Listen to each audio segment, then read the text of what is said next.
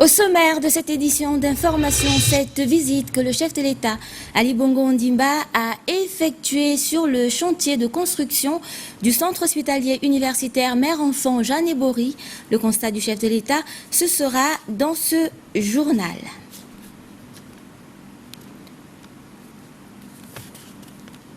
C'est votre principale édition d'information du soir sur Gabon Télévision. Mesdames et messieurs, bonsoir. Nous ouvrons ce journal avec cet incendie survenu dans le principal marché de la capitale gabonaise. En effet, plusieurs magasins du marché Bomboué ont été ravagés par des flammes. Cet après-midi, le chef du gouvernement, le professeur Daniel Onaondo, s'est rendu sur les lieux. Le récit des faits avec Helmut Muchinga Boulingi.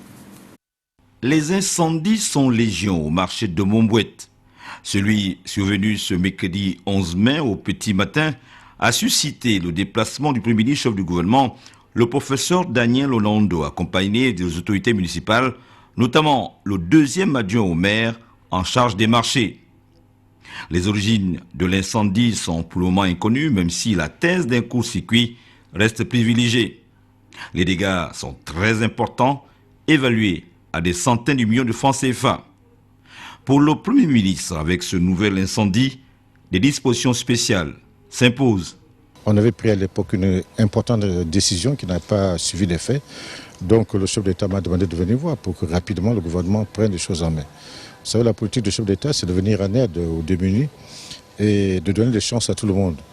Il est évident que les opérateurs ne peuvent pas faire un éternel recommencement, avoir des biens et les voir détruits. Donc nous allons prendre des dispositions au niveau du gouvernement pour que ce genre d'événement ne se reproduise plus. Nous sommes heureux au moins qu'il n'y ait pas mort d'homme. Parce que s'il y avait mort d'homme, ce serait encore plus dramatique. Mais déjà ce qu'on a vu est tout à fait lamentable. Donc il faut que les opérateurs économiques puissent travailler dans des conditions normales.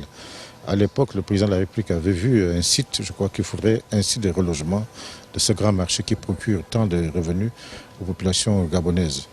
Donc on a vu, nous allons prendre des décisions qui s'imposent. Quant aux autorités municipales, la récurrence des incendies au marché de Mombouet est devenue une préoccupation, pour ne pas parler de nos Gordiens. C'est dramatique et c'est choquant pour nous, au niveau du bureau de conseil municipal de la commune de Libreville. Mais les incendies dans les marchés, c'est quasiment la même période et c'est la même zone qui est victime de ces flammes que vous voyez vous-même. C'est depuis 23 heures que les pompiers sont en train de faire tout pour circonscrire le feu. Et déjà, ils ont des difficultés même pour s'approvisionner en eau. Parce qu'ils vont prendre de l'eau lorsque les citernes sont vides. Ils vont à l'Ikwala pour s'approvisionner. Bon, pendant ce temps, le feu, lui, continue de faire son affaire. Constatez avec moi qu'au marché de Momboué, il y a, en termes d'installation électrique et d'occupation d'espace, on pourrait dire beaucoup de choses pour ce qui est du non-respect de la norme. Certainement une des raisons. Je vous l'annonçais en titre, le chef de l'État Ali Bongo Ondimba était ce matin sur le chantier de construction du centre hospitalier universitaire Mère et Enfants de Jeanne Ebory. Objectif, se rendre compte de l'état d'avancement des travaux, le constat du chef de l'État avec Ali Rena de Rajumba, Armand Moupende et Hervé Mongumba. Le président de la République, chef de l'État Ali Bongo Ondimba, s'est rendu sur le chantier de construction du centre hospitalier universitaire Jeanne Ebory pour la mère et l'enfant, pour s'enquérir de l'état d'avancement des travaux. Le chef de l'État était accompagné dans cette visite par la première dame du Gabon, Sylvia Bongo Ondimba. Accueilli à l'entrée de l'hôpital en construction par le vice-premier ministre en charge de la santé, Paul Biogimba. Le chef d'État a d'abord suivi avec un grand intérêt la présentation générale de l'hôpital par le directeur général du groupe Vamed. Il a ensuite fait le tour du chantier, visitant notamment les grands compartiments et les équipements. L'hôpital de référence Jeanne Ebory pour la mère et l'enfant est une structure spécialisée sur l'amélioration de la santé maternelle et infantile. Le président de la République, chef d'État Ali Bongo Ondimba, s'est dit satisfait de l'état d'avancement des travaux. Ça progresse bien, je peux dire. Nous avons un tout petit peu de retard sur le planning, mais c'est une très belle construction et je suis vraiment très satisfait de ce que j'ai pu voir comme qualité d'ouvrage et toutes les salles où les soins vont être délivrés. Franchement, je suis vraiment très satisfait. Les futures mamans et enfants pourront être traités dans de très bonnes conditions, comme ça se fait partout dans le monde. Vous savez que j'insiste sur le fait que je ne veux pas d'hôpitaux, comme on dit, tropicaux. Moi, je suis pour que les hôpitaux du Gabon soient aussi bons que ceux que l'on puisse trouver ailleurs. Et j'insiste donc sur la qualité de ces hôpitaux et aussi donc sur la qualité des soins que l'on doit apporter. Donc nous allons être extrêmement regardants sur la sélection du personnel et tout ce qui pourra être apporté aux patients. Cet hôpital était très attendu. J'avais entendu les critiques, mais je pense qu'aujourd'hui ces critiques-là peuvent se taire. L'hôpital est là, devant nous, réel et prêt à fonctionner d'ici, je dirais, début de l'année prochaine. La santé est l'une des bases du développement du pays, un pilier du programme pour l'égalité des chances, avec pour objectif de donner accès à des soins de santé de qualité à tous les Gabonais. L'objectif qui se concrétise chaque jour un peu plus grâce à la détermination et l'engagement du président de la République, chef de l'État, Ali Bongo Ondimba. Dans le sillage du chef de l'État, on pouvait retrouver notre équipe de reporters, Rodolphe Moukambiboma et Francis Ngomo, qui nous proposent ici une visite guidée des lieux. Il n'est pas encore totalement terminé, mais le centre hospitalier universitaire Jean Ebori dévoile déjà son visage aux visiteurs. La structure ultramoderne construite sur 17 000 m² est spécialisée, ou plutôt sera spécialisée pour la santé de la mère et de l'enfant. Ce qui est sûr, c'est que cet hôpital, c'est un bijou. Donc pour le peu que j'ai visité, puisque l'hôpital n'est pas encore livré, c'est un bijou. C'est le médecin qui parle? Oui, c'est le médecin qui parle. Parce que j'ai visité la salle d'accouchement, c'est cette salle d'accouchement. Et à lit unique. Donc les patientes seront à l'aise quand elles viendront accoucher. Le bâtiment compte 4 étages avec une capacité d'accueil de 176 lits à repartir entre la mère et l'enfant. À un mois de la livraison du marché, l'entreprise adjudicataire assure plus ou moins. Nous sommes surtout en ce moment à l'étape finale, c'est de nettoyer l'ensemble des pièces, toutes les pièces de l'hôpital, il y en a environ à peu près 400, pour justement positionner le mobilier final et procéder à la réception avec le maître d'ouvrage, le ministère de la Santé, à partir du mois de juin. Sur le plan technique, équipements médicaux, tout est prêt. Du matériel de pointe et des plateaux techniques de dernière génération, le CHU Jean Ebori va être une référence même dans la fécondation in vitro. On aura la procréation médicalement assistée. C'est prévu. En visitant les locaux, il y a une unité qui est prévue. Fécondation in vitro, bébé éprouvette, une unité prévue pour ça. Jean Ebori a déjà changé et sera bientôt prêt à accueillir la mère et bien évidemment une nouvelle génération d'enfants. Effectivement, comme le disait notre équipe de reporters, notamment Rodolphe Moukambiboma, le nouveau centre hospitalier universitaire mère et enfant Jean Ebori vise à offrir de meilleurs soins à ces deux catégories de population. Je vous propose de suivre cette analyse sur les missions de cette structure hospitalière, une analyse de Sébastien Toutou. L'immeuble de l'ancien hôpital Jean Ebori, août 2013, quelques instants seulement avant sa destruction spectaculaire. Une étude menée par les experts internationaux à la demande du Gabon avait rendu ses conclusions directes. Jean Ebori ne répondait plus aux normes de fonctionnement requises pour une structure hospitalière. Dans la mise en pratique de la vision du plan stratégique Gabon émergent, quelques années après, voici le nouveau visage de Jean Ebori, centre hospitalier universitaire devenu spécialisé dans le traitement des pathologies mère-enfant. La structure est bâtie sur une superficie de 22 500 m². Les visites régulières du chef de l'État sur ce chantier démontrent sa détermination à voir Jean Ebori reprendre du service, démontrent surtout la volonté de changement, de mieux prendre en charge la mère et l'enfant et taire à jamais tous les débats autour de ce chantier nés des incompréhensions. En 2009 déjà, dans son projet de société L'avenir en confiance, il ambitionnait de faire du secteur de la santé une référence sous-régionale. Cet hôpital répond parfaitement aux préoccupations des populations gabonaise, surtout après la fermeture de l'hôpital pédiatrique d'Ovendo, avec les difficultés de prise en charge que connaissent les structures existantes en ce qui concerne la mère et l'enfant. Jean Ebori vient apporter une réponse concrète, une réponse évidente, une réponse parlante aux préoccupations de nos compatriotes. Souvent en haute saison, nous on appelle en haute saison, nous les médecins gynécologues, c'est à partir du mois de février, mars-avril, on connaît la maternité par terre, on connaît parfois des problèmes dans les blocs opératoires, tout ça. Donc il y a toujours un problème de carence ici. Donc une structure en plus et de pointe, donc elle est la bienvenue. Sans compter qu'en visitant la structure, il y a une unité de procréation médicalement assistée qui est prévue, ce qui n'est pas encore fait ici à Libreville. Donc c'est une innovation.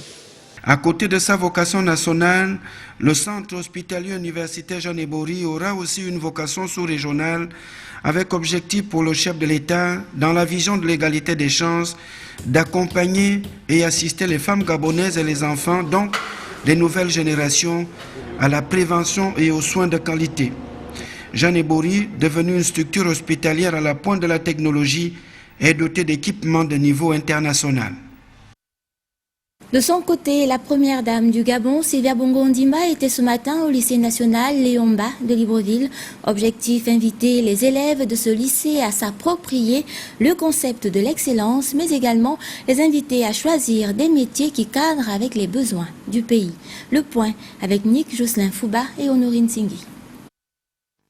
Accueilli à son arrivée au lycée national Léon Mba par le ministre de l'Éducation nationale et le proviseur du lycée, l'un des plus vieux lycées de la capitale gabonaise, l'établissement secondaire qui fait la fierté du Gabon en matière d'éducation, Sylvia Bongo Ondimba a tenu à visiter cet établissement qui a formé plusieurs hauts cadres de notre pays. Une visite qui l'a conduit tour à tour dans les classes de terminale, de première, mais aussi au CDI, au Centre de documentation et d'information.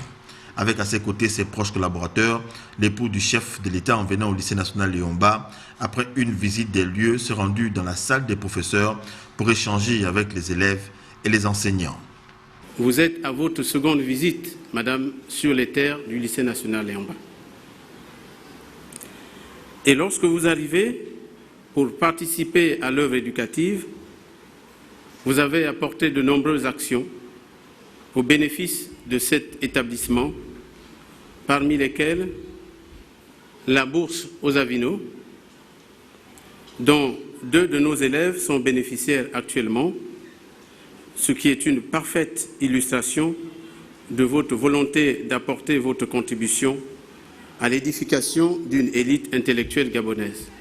Créé le 6 mai 1955, le lycée national Léon Mba connaît depuis quelque temps quelques difficultés.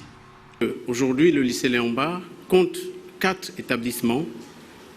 Il y a le lycée en lui-même, il y a 2 collèges et il y a les maths sup.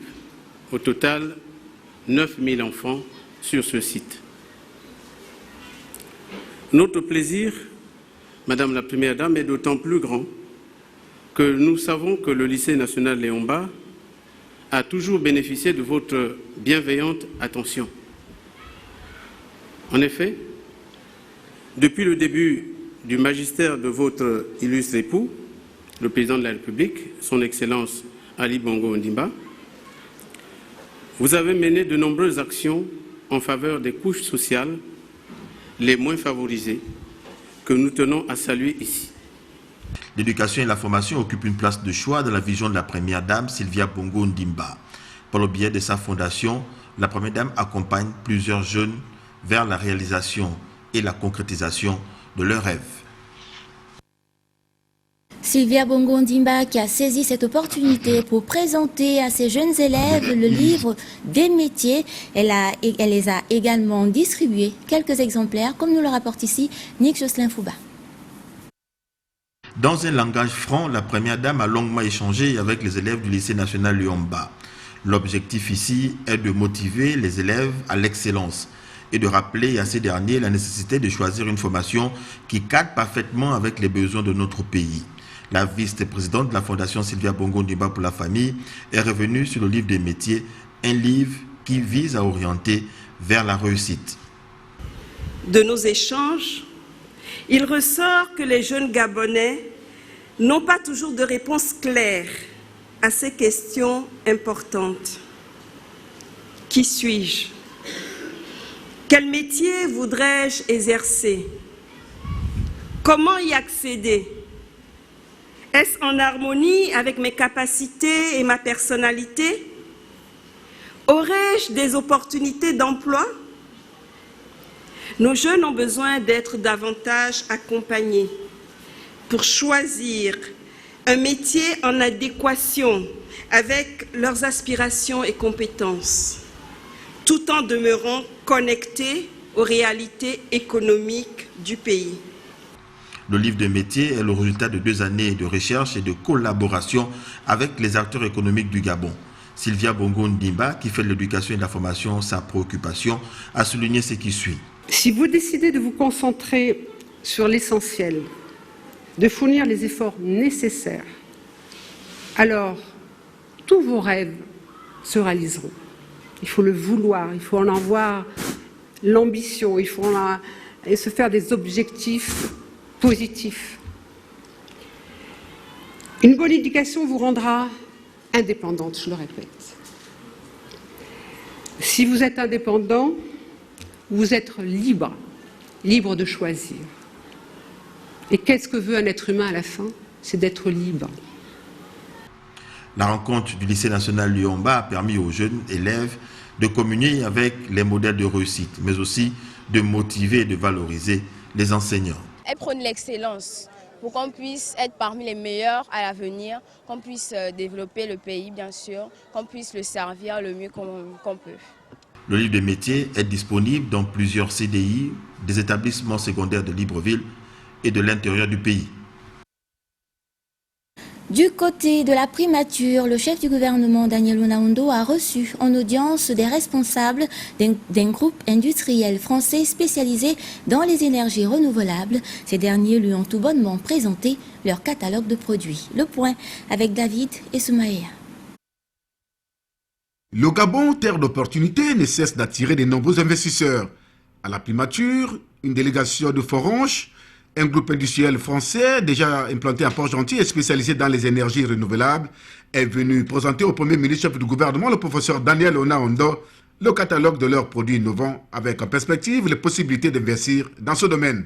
Nous faisons du solaire, photovoltaïque, du biogaz, de la géothermie et de l'éclairage solaire. Et nous avons discuté avec le Premier ministre des éventuels projets que nous pourrions faire au Gabon dans ces domaines-là. Voilà. Et on a trouvé en face de nous d'abord quelqu'un qui connaît bien le sujet, à la fois dans le biogaz ou dans le solaire, etc., avec déjà une bonne connaissance et une vraie volonté de faire pour le pays, qui est vraiment très positionné sur l'écologie, sur le développement durable, le Gabon vert. Et donc on a trouvé plein de synergies et de projets possibles à faire ensemble. Et ça nous semble de très bon augure. La mise en forme de cet ambitieux projet nécessite l'acquisition des mécanismes de financement. On a un vrai savoir-faire en termes de financement, à la fois des financements pour lever de la dette, pour faire des projets, mais aussi pour amener des fonds, type Banque mondiale, type AFD, etc., pour pouvoir financer ce genre d'installation. Donc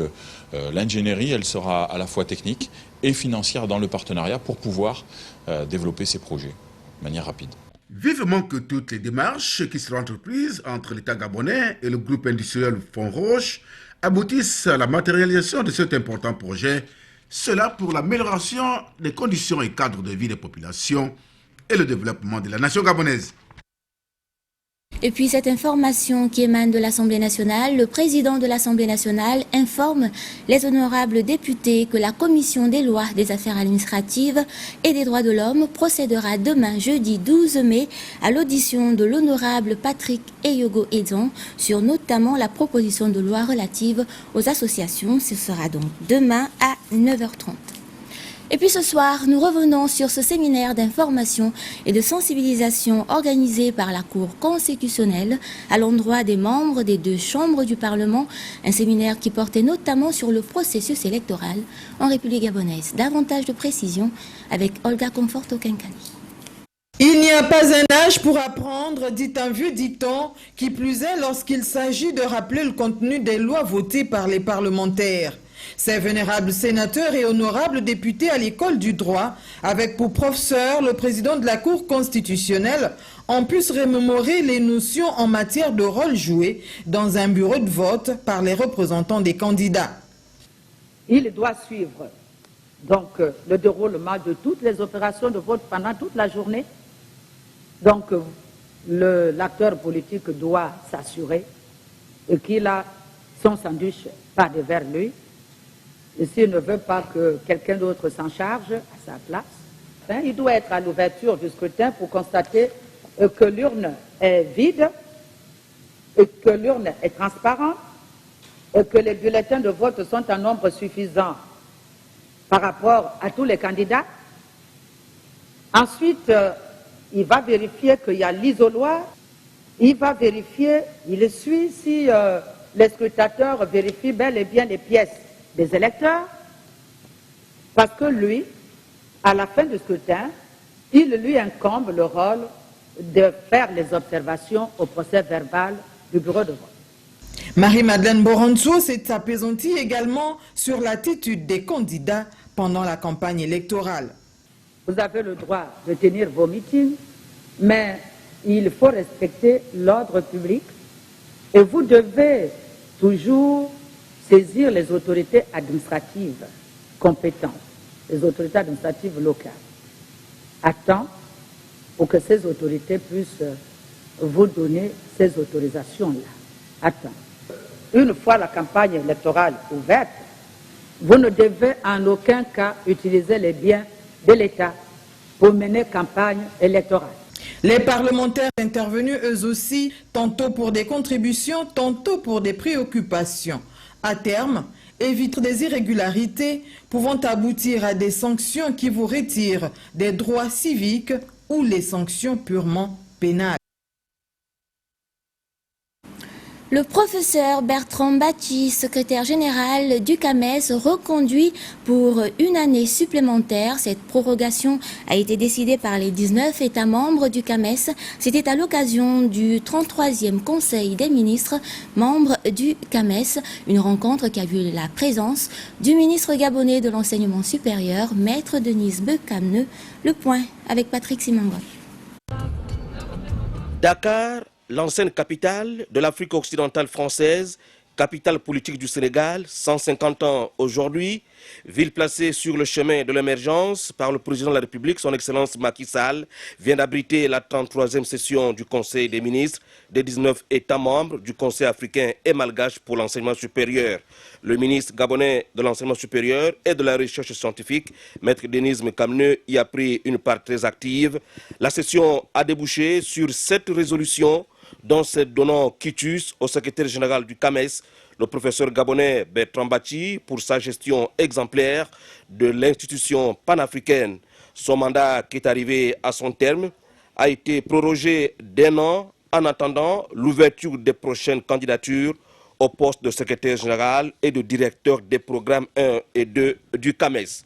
Le CAMES, depuis 5 années, s'est illustré par la pertinence de ses programmes et surtout la montée en puissance des bases de l'harmonisation des systèmes d'enseignement supérieur et de recherche grâce à son plan stratégique de développement fonctionnel depuis bientôt 2 ans.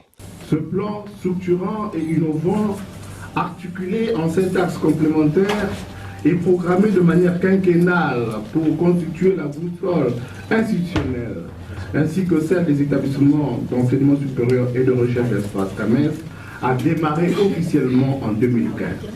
Ce résultat est d'autant plus à saluer que le CAMES, dans sa volonté de concrétiser la vision de ses fondateurs, n'a cessé de s'inscrire dans une dynamique de progrès qui a fait de cette institution non seulement une instance de coordination et d'harmonisation de nos système d'enseignement supérieur et de recherche, mais également un instrument de coopération multilatérale permanente entre nos pays dans le domaine de la culture et de la science.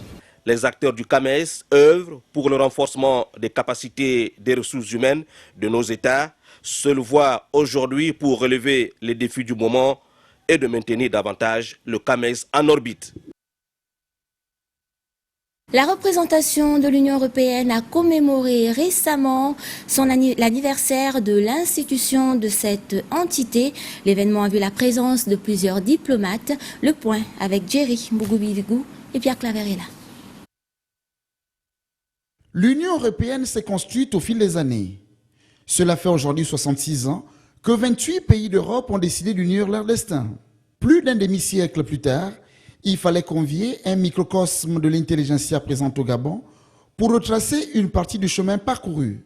Nous commémorons ce soir la fondation de la construction de l'Europe il y a 66 ans, lors de la déclaration de Robert Schuman, l'un des pères fondateurs de l'Europe unie. L'Union européenne, ce sont 28 États membres avec 24 langues officielles. Ce sont plus de 500 millions de citoyens européens réunis dans le plus grand espace économique du monde en termes de PIB. C'est une communauté de valeurs et une riche diversité historique et culturelle, et c'est l'offre d'un partenariat avec les peuples du monde, basé sur l'objectif de créer ensemble un monde juste, équitable, paisible et prospère. Des objectifs de prospérité partagés par le Gabon, d'où ce partenariat dynamique. Au Gabon, spécifiquement, l'Union européenne met un accent particulier sur la promotion de l'emploi et l'insertion professionnelle des jeunes via l'éducation technique et professionnelle. En cette période préélectorale au Gabon, le gouvernement gabonais a invité l'Union européenne à l'accompagner dans son engagement en faveur d'un processus électoral transparent pour la tenue d'élections dans la sérénité. Un bénéfice pour tous qui se traduira également par la coopération culturelle à travers la 4e édition du Festival du film à l'Institut français de Libreville. À lieu de célébrer cet anniversaire, au Gabon, de consolider cette coopération. Avec moi sur ce plateau, une invitée, il s'agit de Sœur Marie-Hortense de la communauté des Béatitudes de Libreville. Sœur Marie-Hortense, bonsoir. Bonsoir. Alors, vous venez ce soir nous parler de la campagne d'évangélisation qui a débuté samedi dernier, donc le 7 mai, et qui va prendre fin le dimanche de Pentecôte, soit le 15 mai prochain. Alors, la campagne elle a pour thème « Vivre une Pentecôte de feu avec Saint-Michel, archange ». Pourquoi avoir choisi ce thème? Nous avons choisi ce thème, vous et moi, nous savons que pour planter une plante, on a besoin de d'abord nettoyer le sol pour que ça donne bien. Et Saint-Michel, c'est le chef des armées et il vient comme ça pour délivrer, pour d'abord libérer à travers sa présence. Alors, la Pentecôte d'amour, la Pentecôte de feu aura son impact sur nos vies. D'accord. Donc la campagne a débuté samedi dernier. Pour les derniers jours qui restent, donc jeudi et vendredi, quel est le programme d'activité avant la grande veillée de samedi? D'accord. Comme le programme depuis le samedi, à 16h on a la louange. Après la louange, la prédication. Après la prédication, mais on a la prière de guérison, de délivrance, de libération. Et on termine toujours par la messe. D'accord. Et le samedi? Le samedi, c'est de 20h à l'aube. Une veillée, c'est ça? Une veillée pour la Pentecôte. Donc, on commencera à 20h par la louange, la prédication, la prière de délivrance.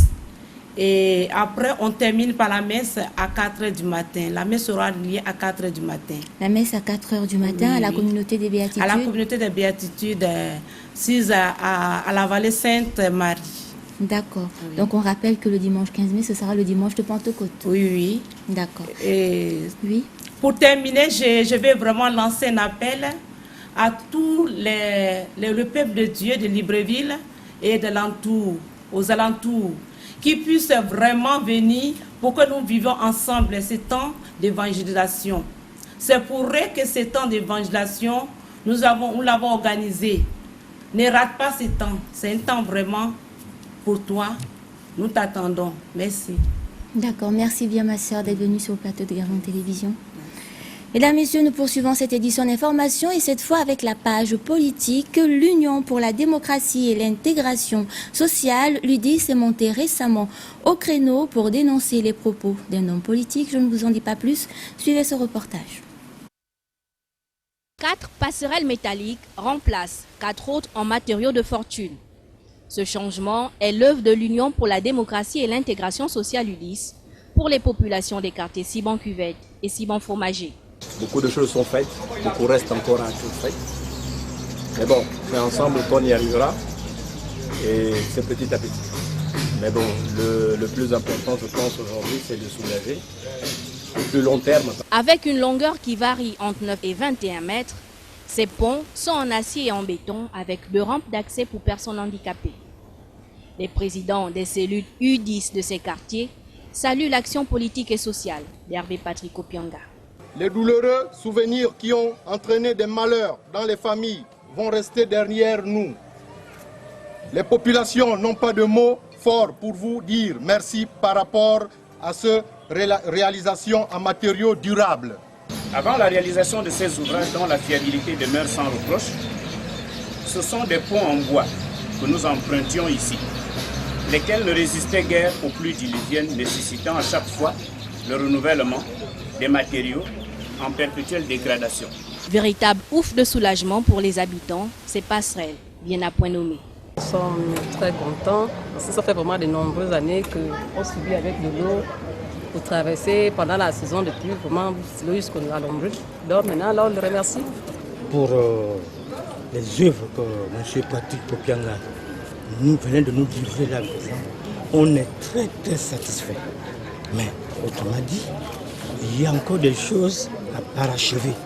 Cet événement qui mobilise toutes les générations est un début vers l'amélioration des conditions de vie. Pour l'UDIS, c'est un acte qui s'inscrit en soutien à la politique du président de la République. Ce communiqué pour la fin de ce journal, dans le cadre de la poursuite des échanges avec l'ensemble de la presse, débuté le mardi 10 mai dernier avec la presse écrite et en ligne, le président du Conseil national de la communication convie demain, 12 mai à 10h, les responsables de la presse audiovisuelle.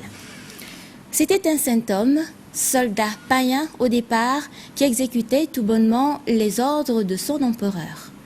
Puis un jour, il décidera de se convertir et dès ce moment, il sera martyrisé jusqu'à la fin de sa vie. D'ailleurs, il mourra en martyr.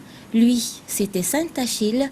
Demain, 12 mai, ayez une jolie pensée pour toutes vos connaissances qui se prénomment Achille. Merci à vous d'avoir été des nôtres. Je vous retrouve demain lorsqu'il sera 20h. Excellent suite des programmes sur Gabon Télévision.